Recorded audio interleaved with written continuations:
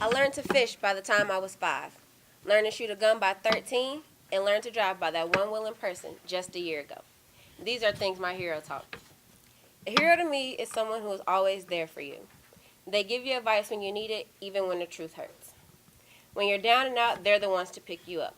There was one person who did all this and more for me. My granddaddy, Michael Maxberry. My granddaddy is my hero because there were times when I felt like nobody was there for me, and he was always the one to have my back. My granddaddy taught me that most things that I know. He was a hunter, so he started me out young, teaching me how to fish and how to shoot a gun. We would go fishing at the lake near his house and have target practice in his backyard. He had a black pickup truck, and starting last summer, he taught me how to drive in it. I cherish those moments. Not only did he teach me things physically, but also mentally. About 6-7 years ago, I moved literally right next door to him. Since he was so close, I would go over to his house often, and we would just sit in his garage. During the summertime, we would sit out there and play chess or listen to the old school radio station. In my opinion, I think my grandfather gave some of the best advice ever. There were times when I would just pop up at his house, and it's like he instinctively knew when something was wrong. No matter what it was, he always had the right advice to fit the situation or the perfect story to go with it.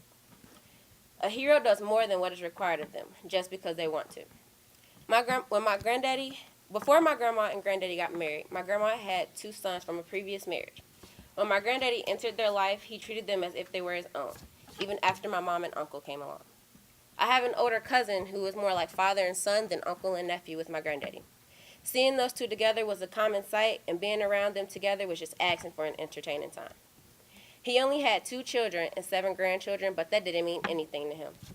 He would be there for you no matter what he was in the middle of. He's the kind of man that if he loved you, he showed you constantly, even if it wasn't just the little things.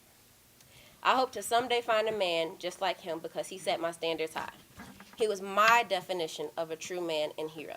I love you, Michael Maxberry, and may you forever rest in peace. Thank you.